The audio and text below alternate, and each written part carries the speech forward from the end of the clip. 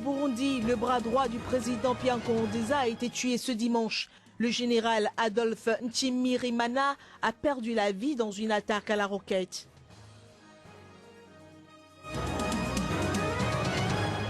La corruption échappe à tout contrôle au Kenya. John Gitongo dénonce un fléau pire que jamais.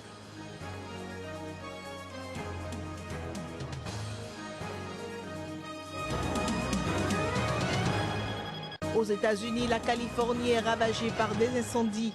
L'état d'urgence décrété.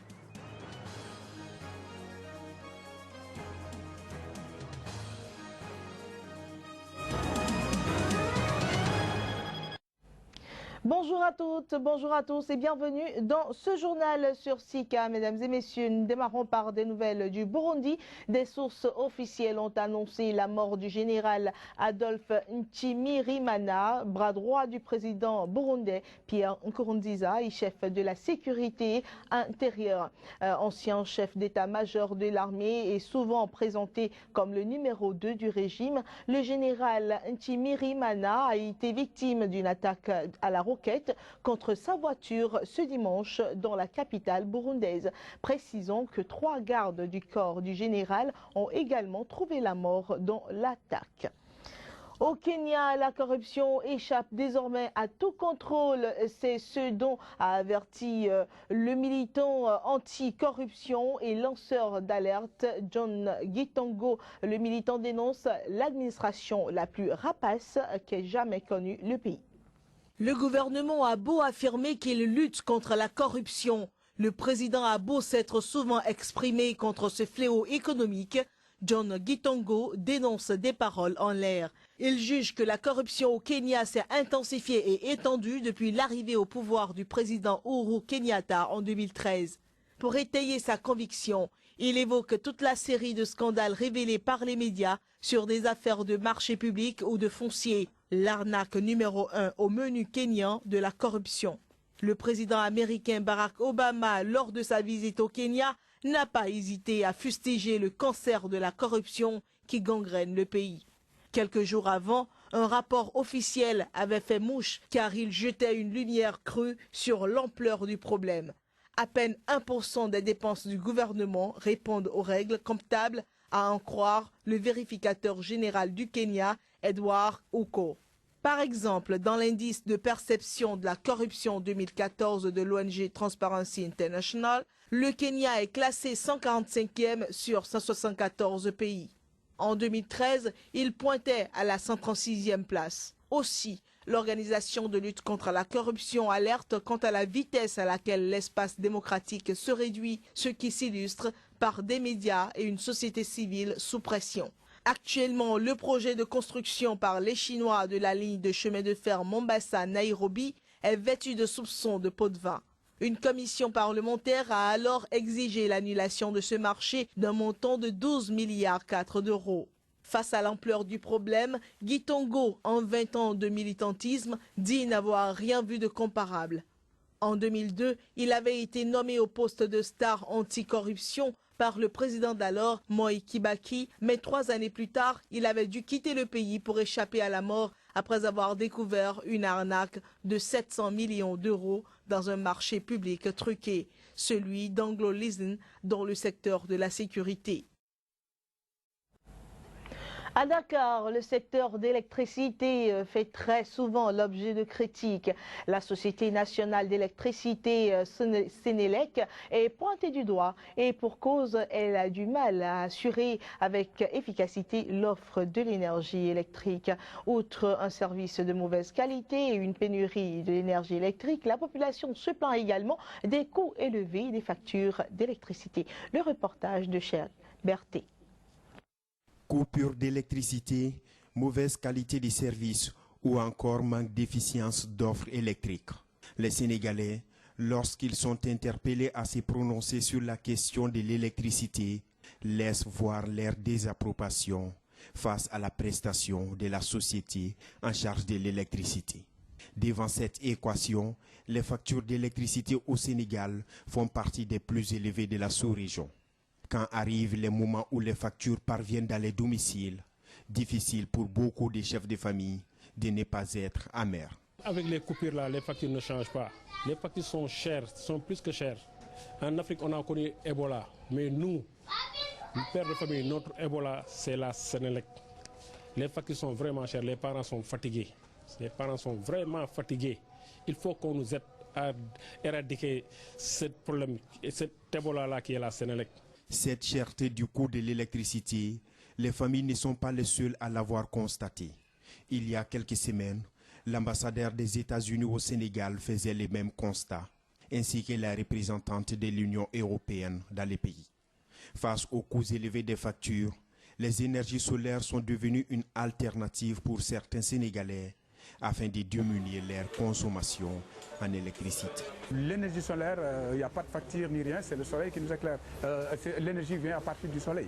Et donc, si je peux avoir quelque chose qui peut amoindrir mon coût de l'électricité de la Sénélec, ben je le fais, et puis j'essaye de diminuer ma facture parce qu'on ne peut pas se passer de l'électricité de la Sénélec. Oui, même des gens qui ont du solaire chez eux, ils sont obligés aussi d'utiliser l'électricité de la Sénélec.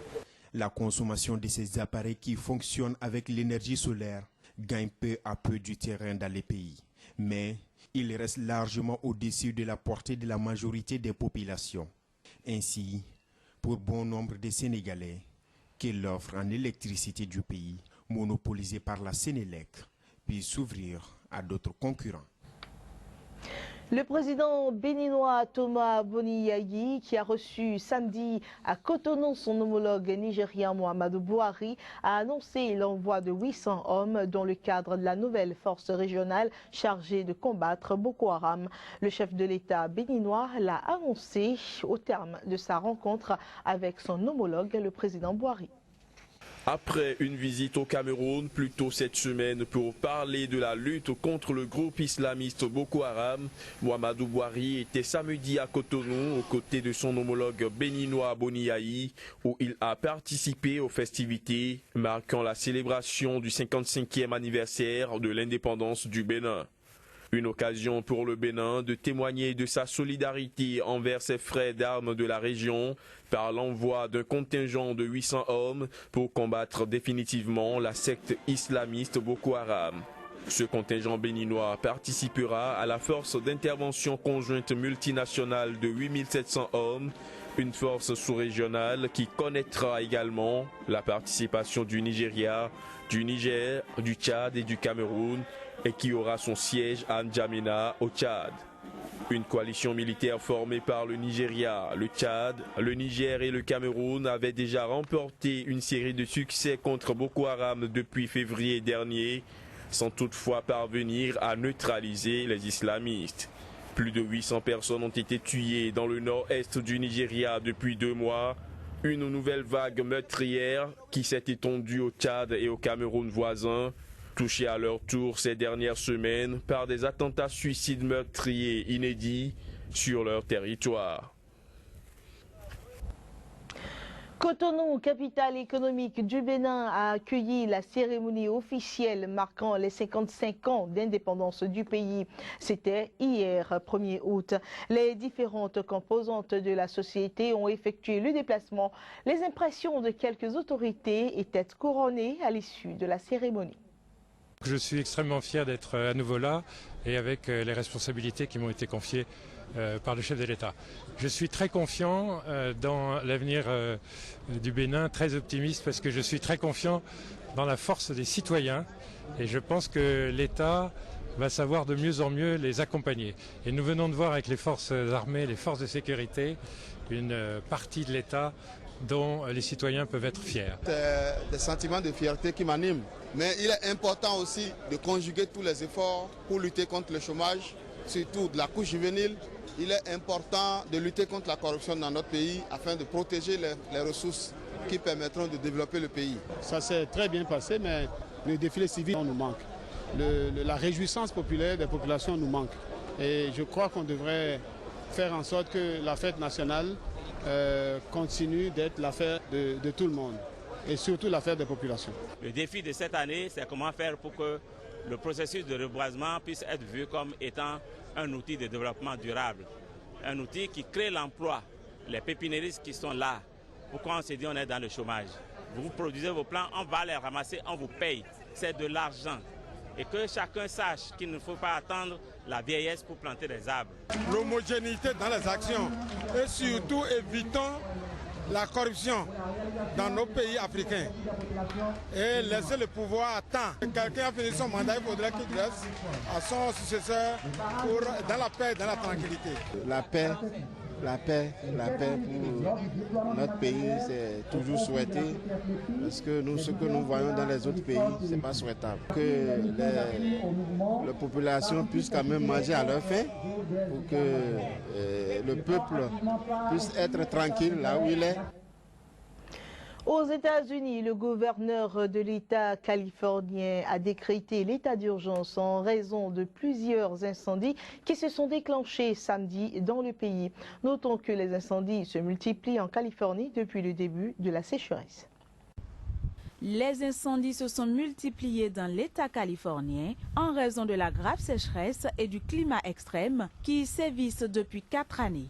Une situation qui avait poussé les autorités californiennes à restreindre la consommation de l'eau dans la région depuis le mois d'avril. Ce samedi, une vingtaine d'incendies principaux se sont déclarés, provoquant la fermeture de plusieurs kilomètres d'autoroutes.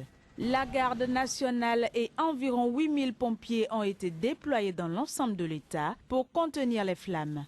Les incendies ont causé de nombreux dégâts matériels et forcé des centaines de personnes à quitter leur domicile. Ils ont également coûté la vie à un pompier alors qu'il luttait contre les flammes dans une forêt située au nord-ouest du pays. Les autorités californiennes craignent un record d'incendies cette année si la sécheresse extrême persiste. Plus de 3000 feux se sont déclarés en Californie depuis le début de l'année, soit plus de 1000 de plus qu'au cours de ce qui est considéré comme une année moyenne. C'est la fin de ce journal que j'ai eu tant de plaisir.